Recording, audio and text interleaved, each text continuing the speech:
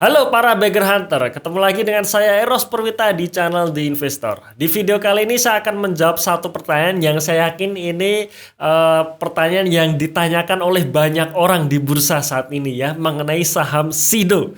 Saham Sido yang akhirnya kena ARB, bahkan di minggu ini 3 hari berturut-turut kena ARB. Dan pertanyaannya selalu sama, apakah saham Sido ini masih layak di hold atau lebih baik di cut loss saja ya?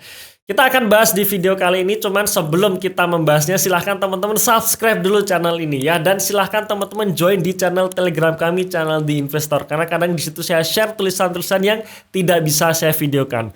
Untuk join di channel Telegramnya teman-teman silahkan join melalui link di dalam deskripsi atau dalam kolom komentar yang sudah kami pin ya. Jadi sekali lagi lewat link saja, link di dalam deskripsi saja.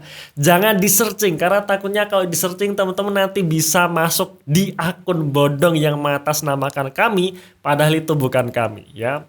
Oke, selamat menonton.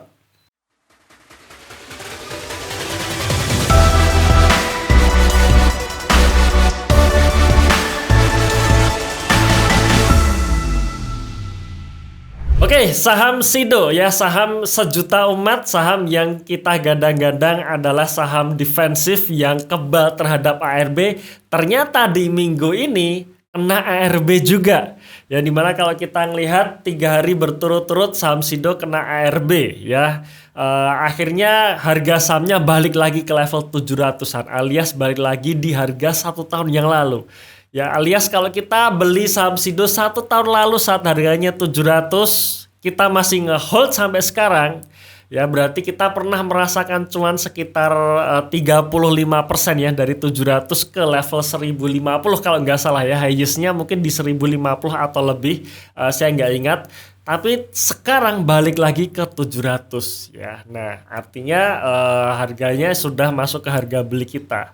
Pertanyaannya, apa yang membuat ini terjadi dan kira-kira apa yang akan kita lakukan?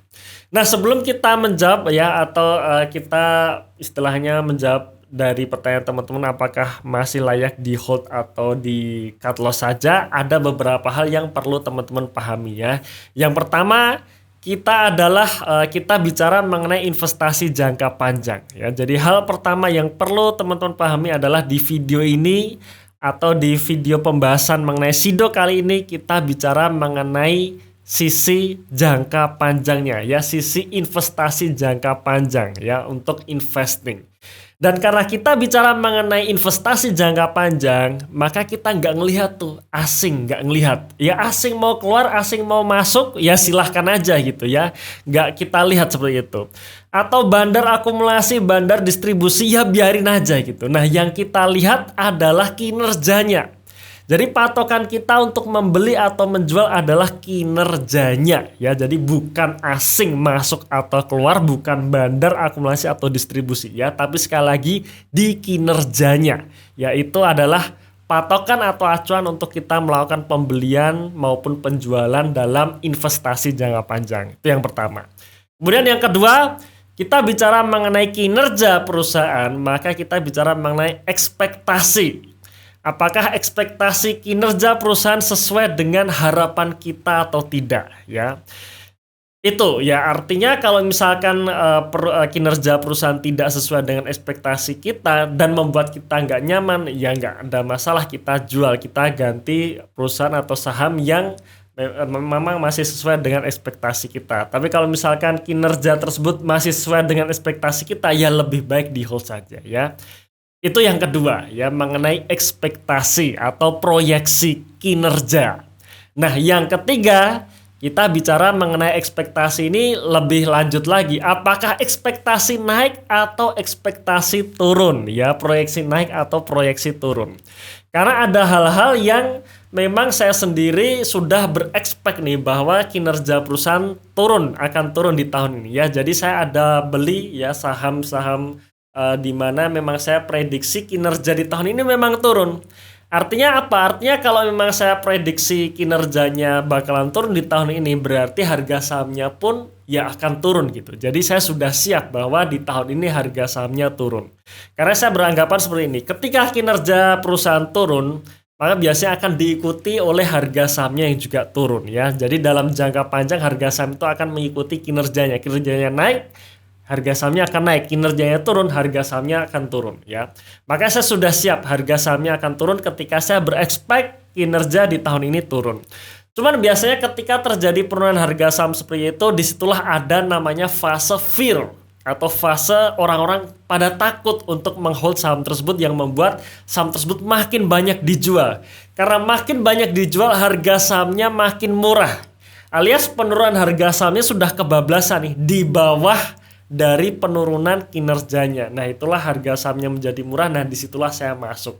Ya, artinya kalau memang saya berekspektasi kinerja tahun ini turun, maka saya nggak mengharap bahwa saham tersebut akan naik di tahun ini ya. Itu dulu yang mengenai proyeksi atau ekspektasi kinerja turun.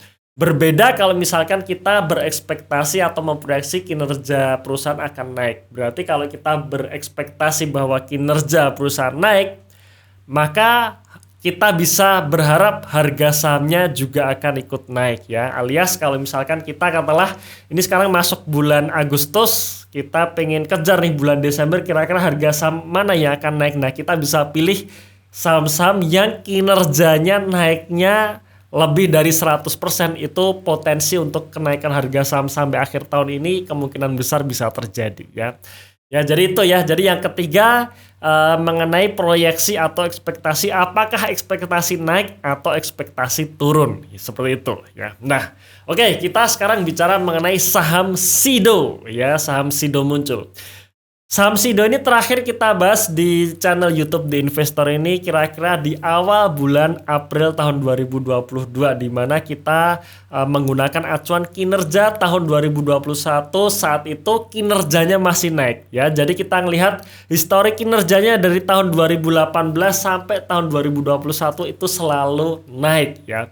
Kemudian kita ngelihat nih proyeksi kinerja di tahun 2022. Nah, di dalam annual report dari SIDO tahun 2021 kemarin ya, manajemen mengatakan bahwa target di tahun 2022 ini baik pendapatan maupun laba bersih itu bisa naik 15%. Nah, di sini artinya bagi kita yang memegang saham SIDO waktu itu, kita berekspektasi bahwa kinerja saham ya, kinerja emiten SIDO di tahun 2022 ini tetap naik. Nah, cuman apa yang terjadi?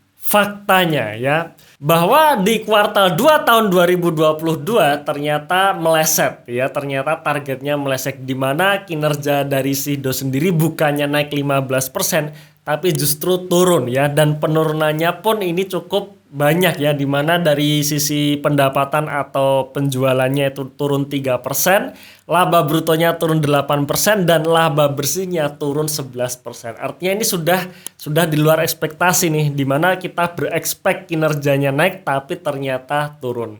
Alhasil kalau misalkan kita anggap bahwa penurunan dari kinerja SIDO ini sampai akhir tahun ya, artinya kita istilahnya dengan proyeksi yang konservatif, kita nggak bisa berharap sampai akhir tahun SIDO tetap membukukan kenaikan kinerja, alias kinerja saham SIDO sampai akhir tahun akan tetap turun. Kira-kira perjalanan kenaikan dari laba bersih SIDO akan seperti ini ya, dimana kalau kita ngelihat sejak tahun 2013 sampai tahun 2021, laba bersih dari SIDO ini seperti anak tangga ya, setiap tahun selalu naik. Setiap tahun selalu naik, yang itu yang membuat harga saham SIDO ini setiap tahun juga selalu naik. Tapi apa yang terjadi di tahun 2022 ini, kalau misalkan ya kita setahunkan dari laba bersih di periode kuartal 2 tahun 2022 ini yang sebesar kurang lebih sekitar 400 miliar, artinya setahun berjalan ya, atau satu full year tahun 2022 berjalan ini, berarti kira-kira laba bersih SIDO tinggal kita kalikan 2, kisaran di 882 miliar. Artinya turunnya cukup signifikan, alias turun 30%. Nah, berarti di sini terjadi hal yang tidak sesuai dengan proyeksi kita ya, hal yang tidak sesuai dengan ekspektasi kita. Nah, kalau kita bicara mengenai kinerja perusahaan yang tidak sesuai dengan ekspektasi kita, maka kita nggak perlu bicara mengenai valuasi ya, karena sekali lagi kita ngomong valuasi itu adalah langkah terakhir ya. Langkah pertamanya adalah kita pilih perusahaan, kemudian kita proyeksi kinerjanya, apakah kinerjanya sesuai dengan ekspektasi dengan kita atau tidak. Nah, baru di situ kita masuk valuasi untuk acuan beli dan jualnya. Nah, sekarang pertanyaannya adalah di sini saham Sido atau emiten dari Sido muncul ini kinerjanya tidak sesuai ekspektasi kita. Apa yang harus kita lakukan ya? Oke, saya sharing sedikit ya mengenai saya cut loss di saham Unilever yang dimana saya pernah upload video saya cut loss Unilever di awal tahun 2020 ya. Jadi ceritanya di tahun 2018 lalu saya beli saham Unilever, waktu itu harganya masih sekitar 40.000 sebelum stock split ya. Kemudian di tahun 2019-nya ternyata kinerjanya juga tidak sesuai harapan saya, karena waktu itu di tahun 2018 harapan saya adalah laba dari Unilever tetap berlanjut sampai tahun berikutnya. Dan ternyata di tahun 2018 dari kuartal 1, kuartal 2, kuartal 3 ternyata tidak naik kinerjanya, alias tidak sesuai dengan ekspektasi saya. Akhirnya di awal tahun 2020 saya melakukan cut loss ya. Jadi setelah stock split kemudian harganya sudah turun ya, dalam artian stock split terbagi menjadi 5 karena stock splitnya kalau nggak salah 1:5 ya waktu itu. Kemudian saya melakukan cut loss di harga sekitar 7.000 sekian ya. Jadi saya belinya di 8.000 sekian ya. Waktu 40.000 kemudian stock split, kemudian di tahun 2020-nya harganya menjadi sekitar 8.000-an. Nah, di situ saya cut loss di harga 7.000-an ya. Karena tidak sesuai ekspektasi. Cuman di situ saya memberikan dalam tanda kutip ya kesempatan dari Unilever untuk membuktikan bahwa kinerjanya bisa naik atau tidak ya. Jadi saya memberikan kesempatan selama 3 kuartal berturut-turut untuk Unilever bisa menaikkan kinerjanya, dan ternyata gagal alias tidak sesuai ekspektasi saya. Makanya saya melakukan cut loss di Unilever setelah saya menghold saham tersebut selama 1,5 tahun ya. Jadi saya ngehold saham Unilever 1,5 tahun, akhirnya saya melakukan cut loss ya. Oke, itu sharing saya. Nah, sekarang bagaimana dengan Sido? Sido ini di kuartal 1 masih membukukan kenaikan laba ya, labanya masih naik. Tapi di kuartal 2 ternyata terjadi penurunan penjualan maupun laba bersih yang cukup signifikan yang membuat kinerjanya turun ya secara year on year. Nah, kita nggak tahu nih sebenarnya kuartal 3 ini bisa naik atau tidak. Artinya kalau misalkan di kuartal 3 naik, ya harapannya adalah naiknya ya harus signifikan karena memang proyeksi kita adalah naik 15% ya. Tapi kalau misalkan kenaikannya tidak terlalu signifikan, ya berarti tetap tidak sesuai proyeksi kita, tidak sesuai dengan ekspektasi kita. Nah, sekarang kan tinggal kitanya nih. Kita nyaman nggak dengan kondisi seperti ini? Ya, kita nyaman nggak? Kalau memang kita sudah tidak nyaman dengan kinerjanya, maka kita nggak perlu bicara valuasi. Kalau harga sahamnya makin turun artinya makin murah, nggak perlu. Kita langsung ganti saja dengan saham yang baru ya. Kita cut loss kemudian kita belikan saham yang baru. Walaupun nanti setelah kita cut loss ternyata harga saham Sido terbang, ya nggak apa-apa gitu. Karena memang acuan kita bukan naik turunnya harga saham, bukan, tapi kinerjanya ya. Itu sekali lagi ya, ketika kinerja tidak sesuai ekspektasi ya sudah, kita ganti saja ya. Itu yang pertama. Atau opsi yang kedua adalah kita berikan waktu lagi Sido ya, kepada Sido untuk membuktikan kinerjanya bahwa di kuartal 3 nanti Sido bisa membayar akan kesalahan ya atau penurunan di kuartal kedua ini ya atau tidak ya.